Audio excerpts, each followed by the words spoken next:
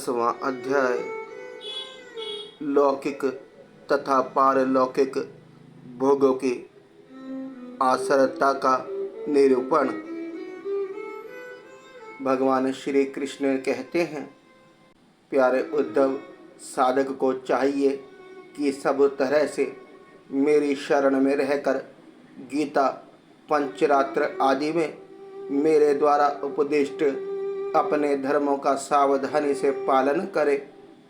साथ ही जहाँ तक उनसे विरोध ना हो, वहाँ तक निष्काम भाव से अपने वर्ण, आश्रम और कुल के अनुसार सदाचार का भी अनुष्ठान करे।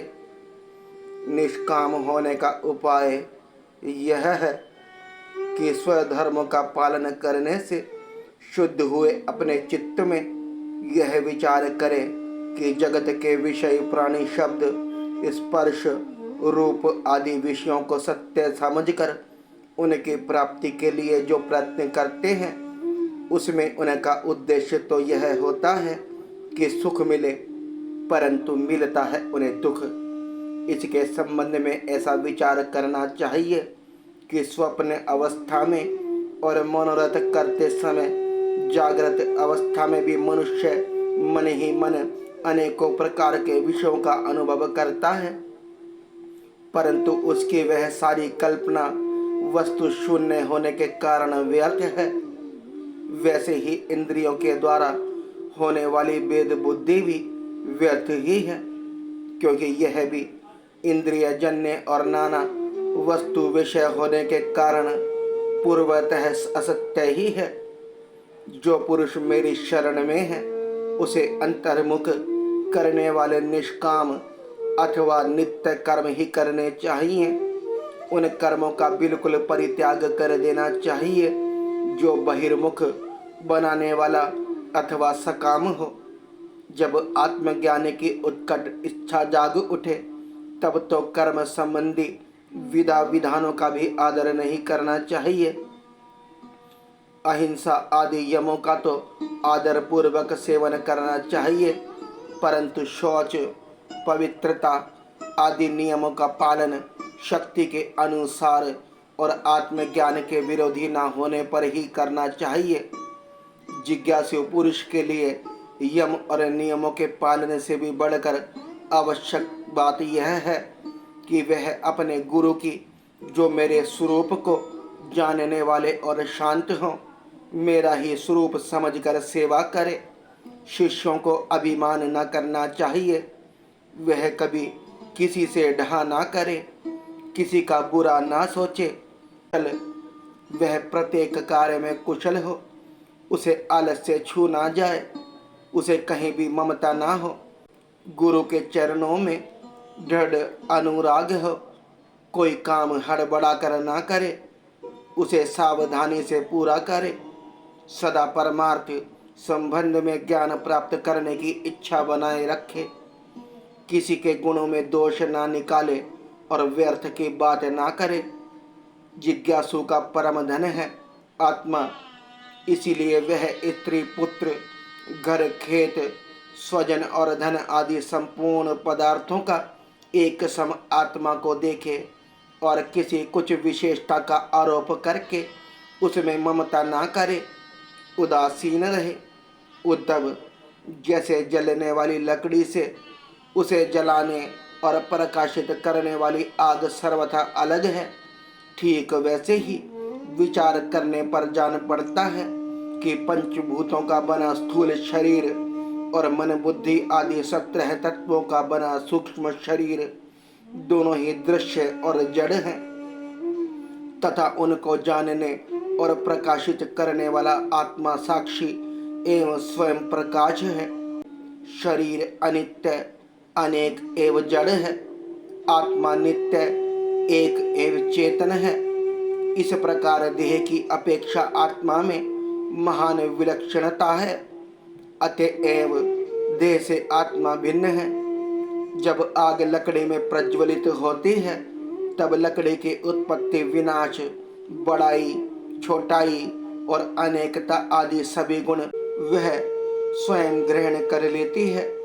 परंतु सच पूछो तो लकड़ी के उन गुणों से आग का कोई संबंध नहीं है। वैसे ही जब आत्मा अपने को शरीर मान लेता है तब वह देह के जड़ता, अनित्यता, स्थूलता, अनेकता आदि गुणों से सर्वथा रहित होने पर भी उनसे युक्त जान पड़ता है। ईश्वर के द्वारा नियंत्रित माया के गुणों ने ही सूक्ष्म और स्थूल शरीर का निर्माण किया है। जीव को शरीर और शरीर को जीव समझ लेने के कारण ही स्थूल शरीर के जन्म मरण और सूक्ष्म शरीर के आवागमन का आत्मा पर आरोप किया जाता है। जीव को जन्म मृत्यु संसार इसी भ्रम अथवा अध्यास के कारण प्राप्त होता है। आत्मा के स्वरूप का ज्ञान होने पर उसकी जड़ कट जाती है। प्यारे उद्धव, इस जन्म मृत्यु रूप संसार का कोई दूसरा कारण नहीं है, केवल अज्ञान ही मूल कारण है। इसलिए अपने वास्तविक स्वरूप को, आत्मा को जानने की इच्छा करनी चाहिए। अपना यह वास्तविक स्वरूप समस्त प्रकृति और प्राकृतिक जगत से अतीत, द्वैत की गंध से रहित एवं अपने आप में ही स्थित है। उसका और कोई आधार नहीं है। उसे जानकर धीरे धीरे स्थूल शरीर, सूक्ष्म शरीर आदि में जो सत्यत्व बुद्धि हो रही है उसे क्रमशः मिटा देना चाहिए। यज्ञ में जब अग्नि मंथन करके अग्नि उत्पन्न करते हैं तो उसमें नीचे ऊपर 2 लकड़ियां रहती हैं और बीच में मंथन काष्ठ रहता है। वैसे ही विधारूप अग्नि की उत्पत्ति के लिए आचार्य और शिष्य तो नीचे ऊपर की अरणियां हैं तथा उपदेश मंथन काष्ठ है। इनसे जो ज्ञान अग्नि प्रज्वलित होती है वह विलक्षण सुख देने वाली है। इसी यज्ञ में बुद्धिमान शिष्य सद्गुरु के द्वारा जो अत्यंत विशुद्ध ज्ञान प्राप्त करता है वह गुणों से बनी हुई विषयों की माया को भस्म कर देता है। तत्पश्चात वे गुण भी भस्म हो जाते हैं जिनसे कि यह संसार बना हुआ है।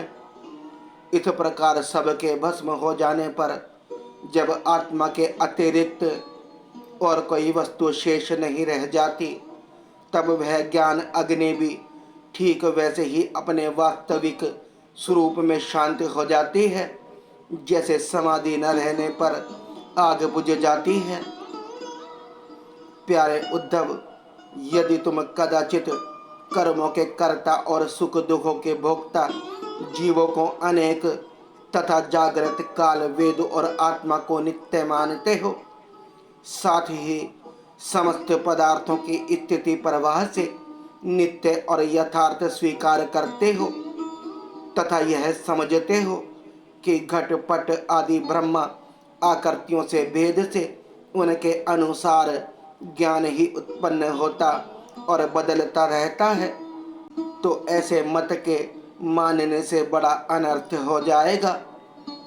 क्योंकि इस प्रकार जगत के कर्ता आत्मा की नित्य सत्ता और जन्म मृत्यु के चक्कर से मुक्ति भी सिद्ध न हो सकेगी।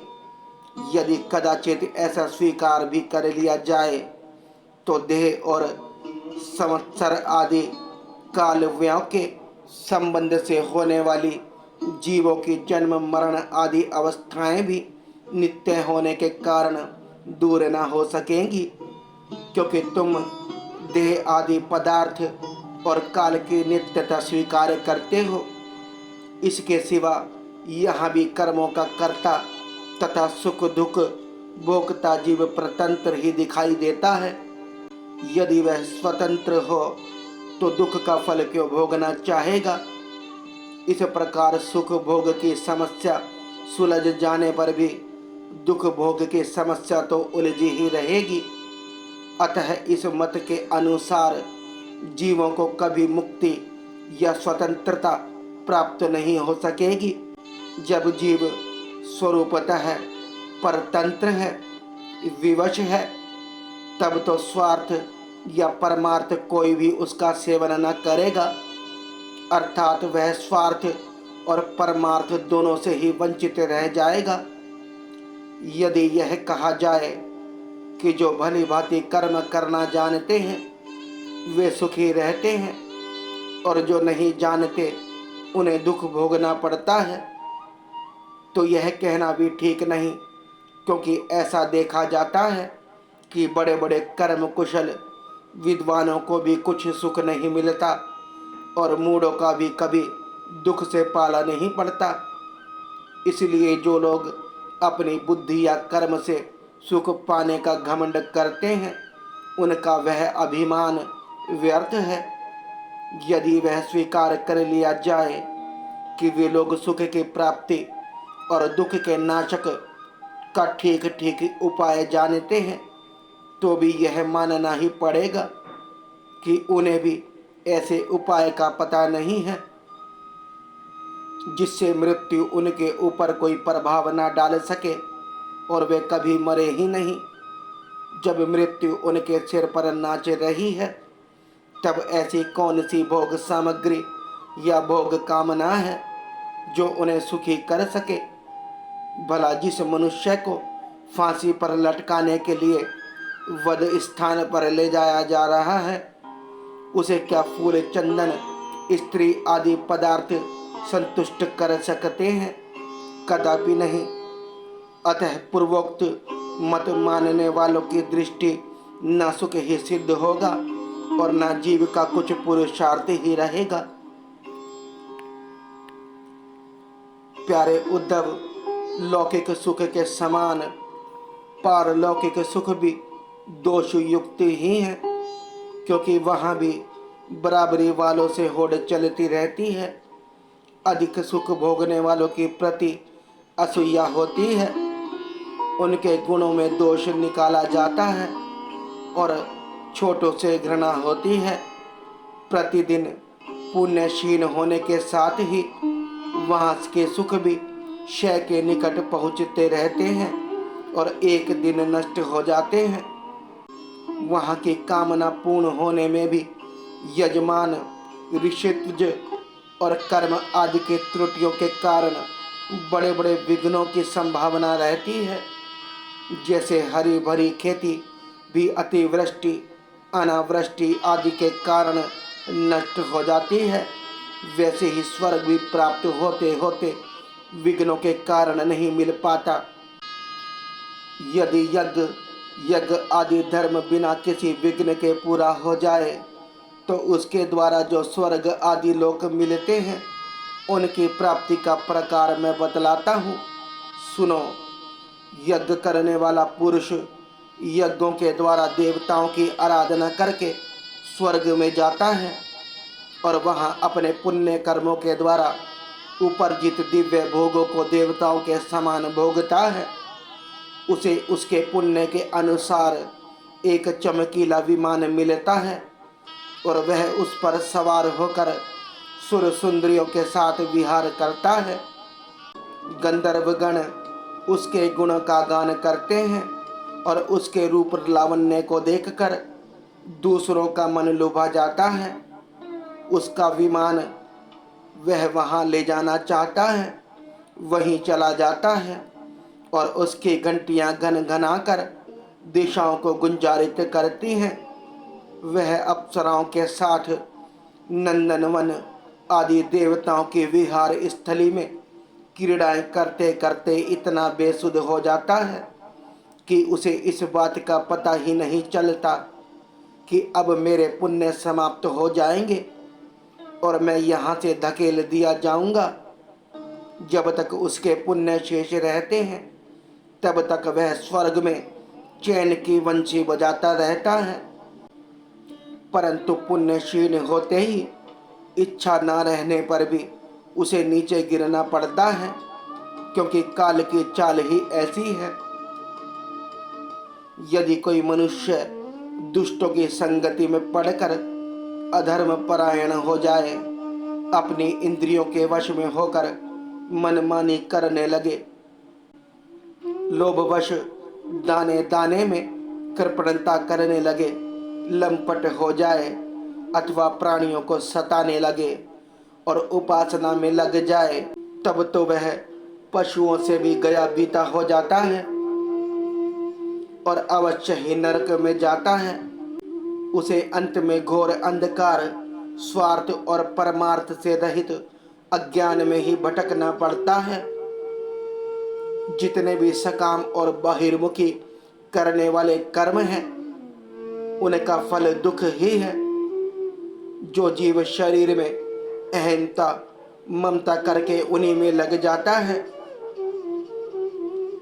उसे बार बार जन्म पर जन्म और मृत्यु पर मृत्यु प्राप्त होती रहती है। ऐसी स्थिति में मृत्यु धर्माजीव को क्या सुख हो सकता है। सारे लोक और लोकपालों की आयु भी केवल एक कल्प की ही है, इसलिए मुझसे भयभीत रहते हैं। औरों की तो बात ही क्या, स्वयं ब्रह्मा भी मुझसे भयभीत रहते हैं, क्योंकि उनकी आयु भी काल से सीमित केवल 2 परार्ध है। सत्व, रज और तम, ये तीनों गुण इंद्रियों को उनके कर्मों में प्रेरित करते हैं और इंद्रियां कर्म करती हैं।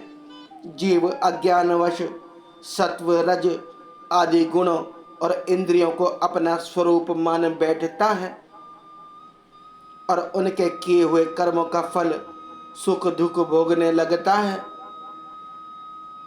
जब तक गुणों की विषमता है, अर्थात शरीर आदि में मैं और मेरेपन का अभिमान है, तभी तक आत्मा के एकत्व की अनुभूति नहीं होती। वह अनेक जान पड़ता है और जब तक आत्मा की अनेकता है, तब तक तो उन्हें काल अथवा कर्म किसी के अधीन रहना ही पड़ेगा। जब तक प्रतंत्रता है, तब तक ईश्वर से भय बना ही रहता है। जो मैं और मेरेपन के भाव से ग्रस्त रहकर आत्मा की अनेकता, परतंत्रता आदि मानते हैं और वैराग्य न ग्रहण करके बहिर्मुख करने वाले कर्मों का ही सेवन करते रहते हैं, उन्हें शोक और मोह की प्राप्ति होती है।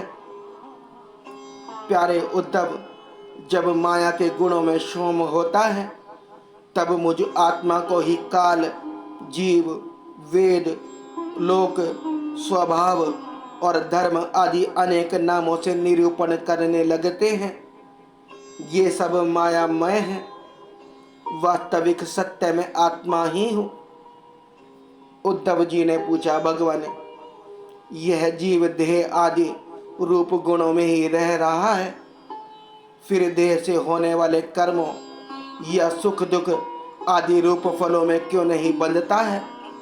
अथवा यह आत्मा गुणों से निर्लिप्त है, देह आदि के संपर्क से सर्वथा रहित है, फिर इसे बंधन की प्राप्ति कैसे होती है? बुद्ध अथवा मुक्त पुरुष कैसा वर्ताव करता है, वह कैसे विहार करता है, यह वह किन लक्षणों से पहचाना जाता है, कैसे भोजन करता है और मल त्याग आदि कैसे करता है, कैसे सोता है, कैसे बैठता है और कैसे चलता है। अचित्त प्रश्न का मर्म जानने वालों में आप श्रेष्ठ हैं, इसलिए आप मेरे इस प्रश्न का उत्तर दीजिए। एक ही आत्मा अनादि गुणों के संसर्ग से नित्य बुद्ध भी मालूम पड़ता है और असंग होने के कारण नित्य मुक्त भी। इस बात को लेकर मुझे भ्रम हो रहा है।